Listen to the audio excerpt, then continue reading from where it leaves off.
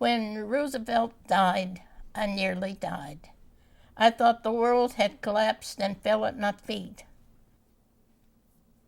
But I just remember the sadness and this awful feeling of losing the President of the United States. I can still see myself on the school ground crying because it was so sad and it was such a shock. And the mood of the country was one of not only sadness at the loss of this great leader, but concern about what the future held now without him. We didn't know what the world was going to come to without Roosevelt as president. You felt almost as if you'd lost a member of the family, because we had been pulling together, hoping together for success, for victory in the war. To lose our leader was frightening. And I remember the funeral, the pictures, in Life magazine, the pictures of that sergeant who played Coming Home, and the tears just rolling down his cheeks. The things he had done for this country had created a great bond between the people and President Roosevelt, and that equipped him to lead us through the trials and tribulations of the war because we trusted him. He was always kind and looked out for people. It was hard to describe, but I thought he hung the moon. My father would make us listen to Hitler speeches, and we'd hear, wir wollen kein Freiheit, Deutschland, and then the roar of the faithful Nazis. And then on the other hand, there were Roosevelt's fireside talks, always beginning with the words, my friends, and this wonderful, warm voice coming over the airways. I thought he was an excellent war leader. He knew what he wanted to do, and he would do it. We never thought we was going to lose anything. Always felt confident. We always knew that we could do the job. We always had the materials and things that we needed to do the job.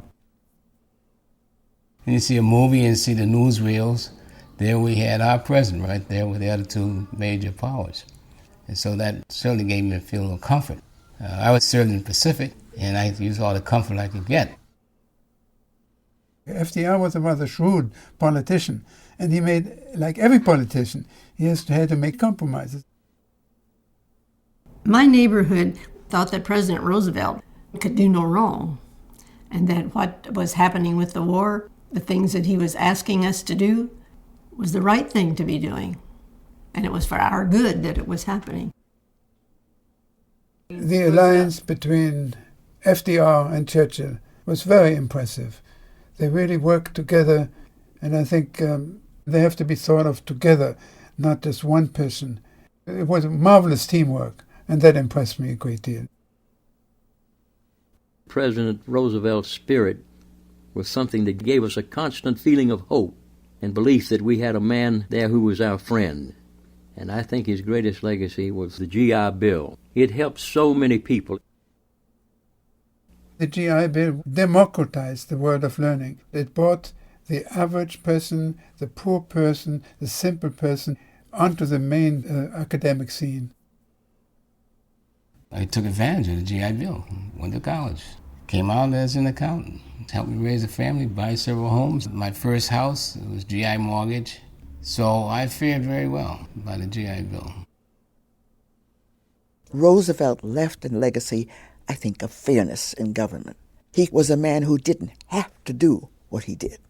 He could have lived a life of luxury and ease, but he didn't.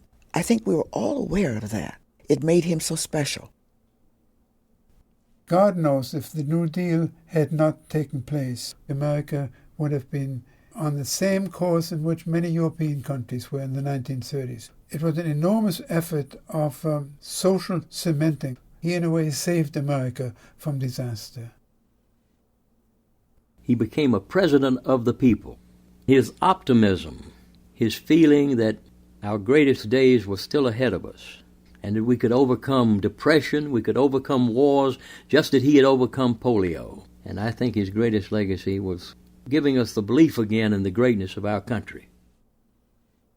he maintained a kind of global vision, a vision of the United States as a country closely tied to other countries. If we'd had a different, an isolationist president, then the fascism would have prevailed all over the world. Franklin Delano Roosevelt kept the country together. He was comforting. He was reassuring. He was never maudlin. He was positive. And I think those of us who grew up in that era, all other presidents have had to kind of live up to that ability. Franklin Delano Roosevelt was a leader among leaders.